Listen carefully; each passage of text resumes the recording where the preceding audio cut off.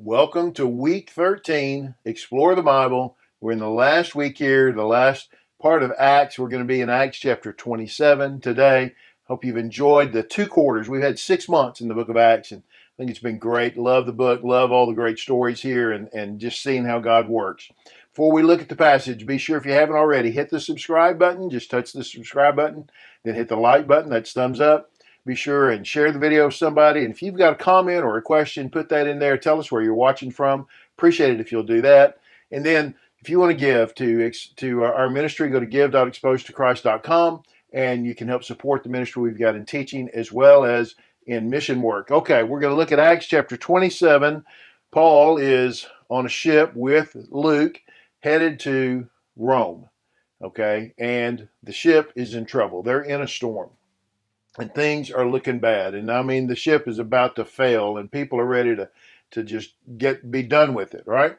And Paul said to the centurion and the soldiers, there's a centurion named Julius, I think is his name, who is in charge of the prisoners that are there. He says, unless these men stay in the ship, you cannot be saved. Then the soldiers cut the ropes holding the skiff and let it drop away. So that was the sailors were wanting to, get out of town, right?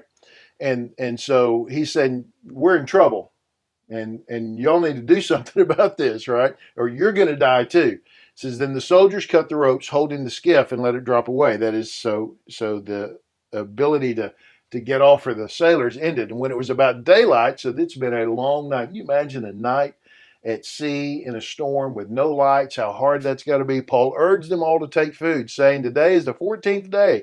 You've been waiting and going without food, having eaten nothing. So I urge you to take some food, for this is for your survival, since none of you will lose a hair from your head. None of you will lose a hair from your head. Paul says, we need to eat. It's been 14 days not eating. He says, you need to eat because you're going to live.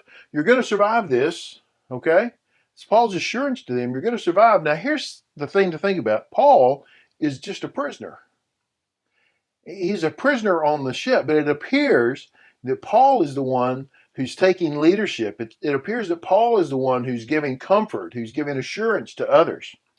So this is interesting. He says, after he said these things and had taken some bread, he gave thanks to God in the presence of all of them, and after he broke it, he began to eat.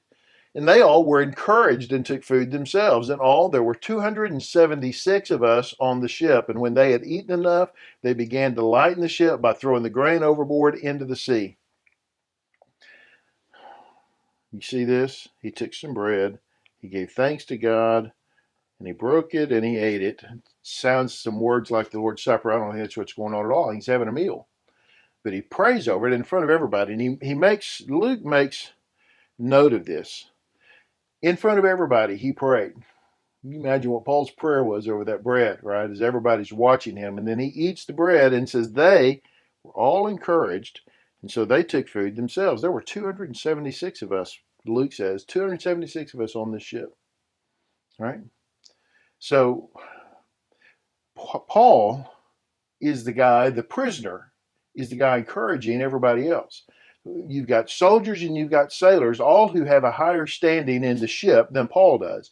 And yet Paul is the one that they're looking to. Paul is the one who's encouraging them. Paul is the one who has the clear head and a calm demeanor. Paul is the one who is seeing things as they ought to be and as they can be, not just seeing the worst and just wanting to end it all and saying there's no way, we have no hope. Paul is the one expressing hope to this group, a large group, right? Then when daylight came, so we've got, okay, look, we were here, right? All these terrible things happening. It was about daylight. They ate the bread. When daylight came, they did not recognize the land, but they sighted a bay with a beach. They didn't know where they were, but there's land. They didn't care where they were. There was land, right? So they planned to run the ship ashore if they could.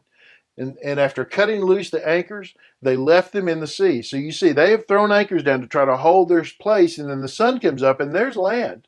And so they cut the anchors loose. We're going. This is it. They didn't pull them up. They cut them loose, right? And at the same time, loosening the ropes that held the rudders, then they hoisted the foresail to the wind and headed for the beach. They're headed to the beach. They've got the sail up. Here we go. No anchors. We're headed full out, right?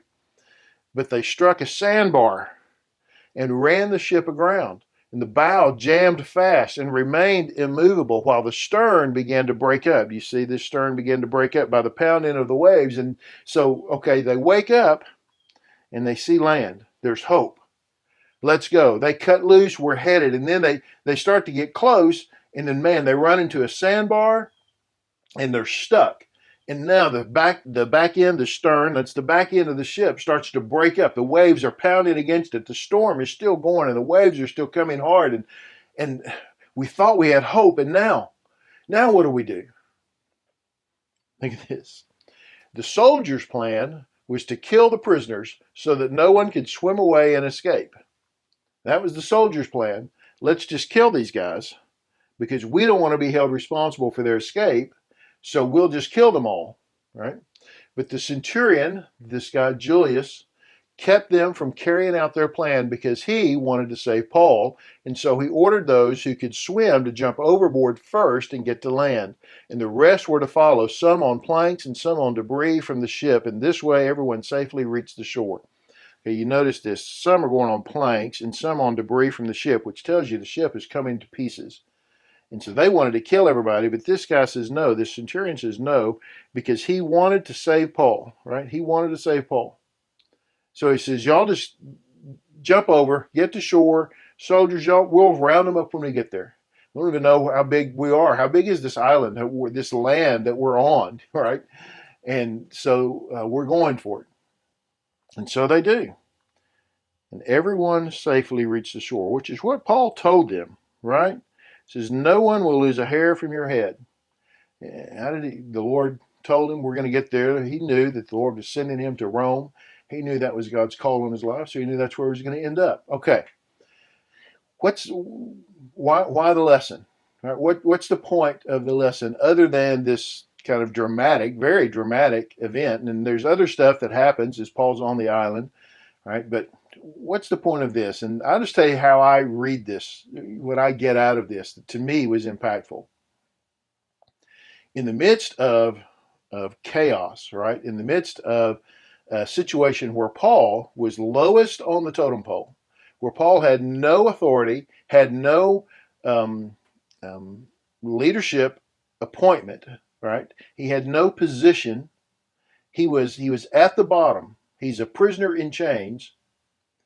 Paul kept his head, and he became the leader by attitude, by action, by clear-headedness. He kept his head clear. He was courageous, even in the point, and helpful and servant. He was a servant to them in that way of serving them by helping them live, helping them survive. He saved their lives by the things that he said and convincing them of what to do, right? He saved their lives. He gave them hope, and he had no authority. Look, I don't care where we are, what's going on in your life, what's happening around us, and you know, sometimes we're the head, and sometimes we're the bottom of the foot. You know, sometimes we've got place, and sometimes we don't, and sometimes we have natural influence, and sometimes we don't see influence that we can have at all. That does not mean that God cannot use you to impact a situation that is chaotic for everybody else if you'll stay calm and trust in Him and allow Him to speak through you and give you wisdom to see things as they need to be seen. And that God will speak through you if you'll keep a clear head and stay calm and trust in Him to get you where He wants to take you.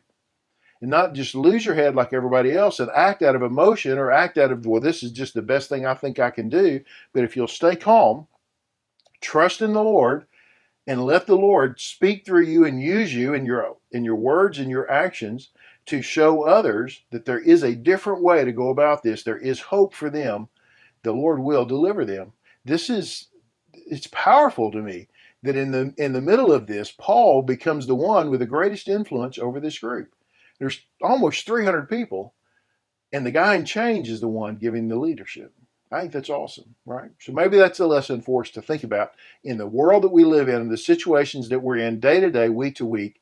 Maybe we need to see them not as places where we have no influence, but maybe see them as places where we can have influence if we'll be calm and trust in the Lord and let Him work through us. Thanks for watching. I hope that's helped. Be sure and subscribe, like, comment, share. Next week, new quarter, will be in the winter of 2024 to 25, and we're going through Exodus and Leviticus, I think is what it is. Exodus and Leviticus. So that'll be interesting. Great stories in there. Thanks for watching. We'll see you next week.